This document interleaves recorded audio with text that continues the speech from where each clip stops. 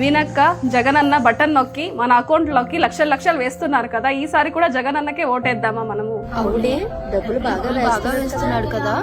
అవునే డబ్బులు అకౌంట్ లో బాగానే వేస్తా ఉన్నాడు కదా. అవునా? నీ అకౌంట్ లో ఎంత ఉందో డబ్బులు చూపి. నా అకౌంట్ లో 3,000 ఉన్నాయి. సరే నీ అకౌంట్ లో ఎంత ఉందో చూపి. నా అకౌంట్ లో 1000 రూపాయలే ఉంది. సరే మీ ఎవరి అకౌంట్ లో అయినా 1,00,000 రూపాయలైనా ఉన్నాయా? 1,00,000 రూపాయల అంత అమౌంట్ నా అకౌంట్ లో యాడుందమ్మా? 1,00,000 రూపాయల అంత డబ్బులు మా అకౌంట్ లో ఎక్కడున్నాయి? మరి అన్న లక్షల లక్షల అకౌంట్ లో వేస్తున్నారు అంటున్నారు కదా, ఆ అకౌంట్ లో డబ్బులన్నీ ఏమైపోయాయి? మరి ఈ 4 సంవత్సరాల్లో మనం 4 సవరాల అన్న బంగారు కొన్నామా? బంగారు కొనేదే ఉండే బంగారు ఎత్తుకు తాకట్టు పెట్టి తాగేస్తా ఉండదు. మన అందరి అకౌంట్లోనూ డబ్బులు లేవు, ఒంటి మీద నగలు లేవు. మరి అన్న బటన్ నొక్కి వేస్తున్న అమౌంట్ అన్ని ఏమయ్యాయి? అవును ఏమయ్యాయి? మీకు అన్న నొక్కిన బటన్ కనబడుతుంది కానీ ఆయన నొక్కేసిన డబ్బులు ఏది కనబడట్లేదు.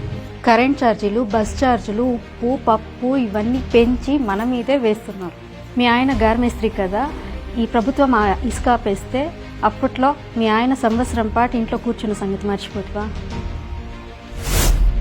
మీ ఆయన మందేస్తారు కదా, ఈ ప్రభుత్వం రాకముందు 60 రూపాయలు ఉన్న క్వార్టర్ బాటిల్ ఇప్పుడు 150 రూపాయలకి పెంచేసేయండు, అది కూడా కల్తీ ముందు.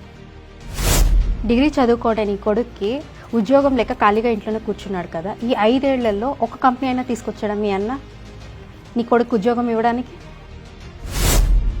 ఈ 5 ఏళ్లలో ఎవరికి చేతి నిండా పని లేదు, ఇంటికి సరిపోయే సంపాదన లేదు, మళ్ళీ ఈయన కోటేస్తే మనం అడుక్కు తినాలి.